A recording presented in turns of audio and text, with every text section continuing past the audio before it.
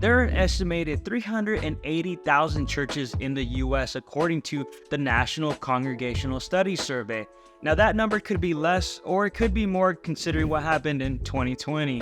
Regardless, we have so many churches that exist and some bigger than others. As a new convert, I always wonder, why are there so many churches of various sizes? I personally attended a church of around 300 or so when I got saved, and I thought that was a great size until I got exposed to these mega churches.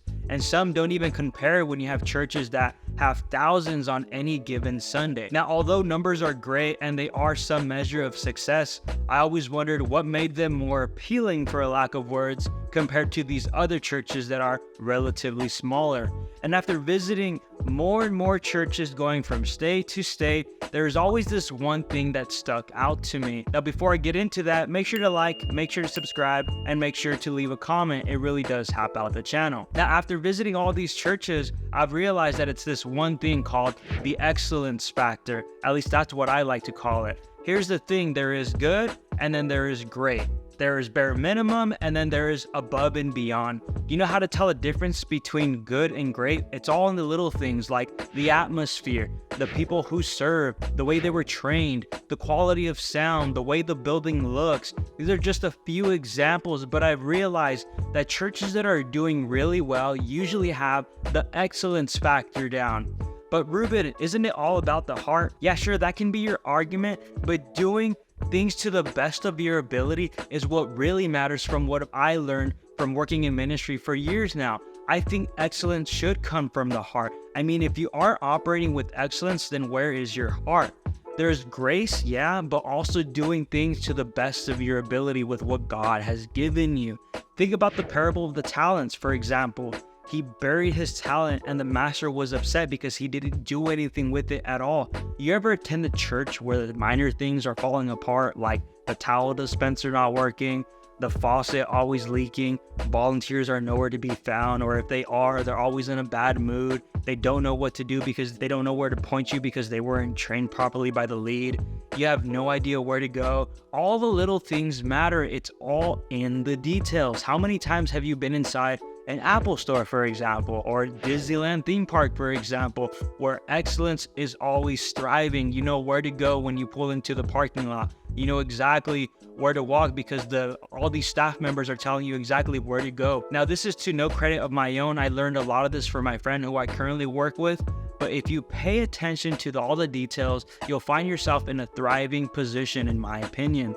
I want to encourage people watching, whether you're a pastor, you're a leader, you're a volunteer in ministry, you're in some kind of role in ministry, think about the details. When you walk into your own organization, your own church building, ask yourself, how can we improve? How do we simplify the experience for the attendee? How do I streamline the process of when I pull up to the church to when I leave? Now, I organize a lot of events, and in no way am I the best in my position, but I think about the attendee at all times. If I were an attendee at my own event, what would I be thinking about as I pull up to the venue, how smooth it is, to when I'm leaving that event? It's all in the details. Parking directions, where to enter, how to get seats, from how the volunteers are greeting me and where they're directing me, and so forth. It's all in the details. Too many times do I see churches spread themselves thin, and it's to no fault of their own because sometimes they do lack volunteers, but they end up missing out on the details.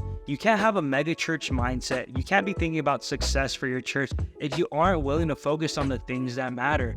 Now, I'm not saying let's all aim to be like these mega churches, but typically these larger churches that are successful have these things down. Excellence factor. I remember I was visiting a church and it was a little hectic, a little unorganized, and I thought, how can a church like this improve? How can that church and many others improve?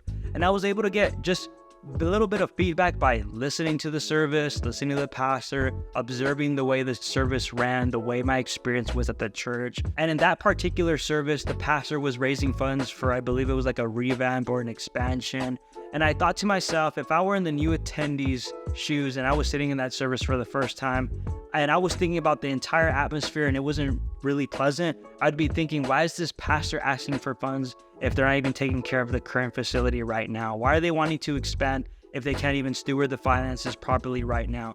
I've learned from the Bible And for my peers, if I'm faithful with the little, God will bless me with much. Now, what does that look like? By taking care of what I have now with excellence. This looks like not scaling so big that my church experiences negative impact because I'm so hyper focused on growing, versus having an amazing small or decent sized church right now before I do grow. Now think about this, having a small church of 50, 150 or so, and then taking care of that, where the small building I do have now is well taken care of. The sound is amazing. The worship team is phenomenal. The experience overall is great. My volunteers were trained well. You essentially have set up yourself for success, and now you're able to focus on the next step.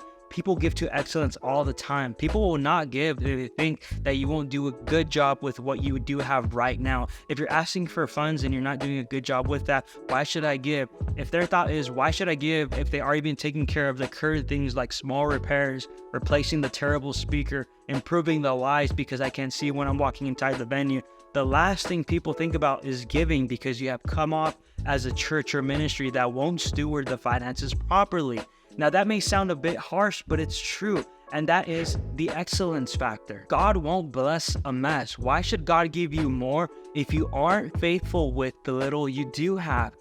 Implement this to your congregation or to your ministry. Ask yourself, how can I improve right now? Don't think about it later. Don't think about, oh, I'll do it when the money starts coming in, or I'll do it when the attendees start showing up. No, think, how can I improve right now with what I do have? This is what separates good from great. Is your team operating at full capacity and thinking about constantly improving, or have they become so comfortable and have they plateaued? When your service flow is happening, is it considerate of the attendee, or are you exhausting the attendee that they never want to come back because you've been preaching for hours on end? What about when people want to donate? Is giving online as simple as 1 to 2 clicks, or do I have to go on a clunky website or app and just do a bunch of research before I can find the giving form?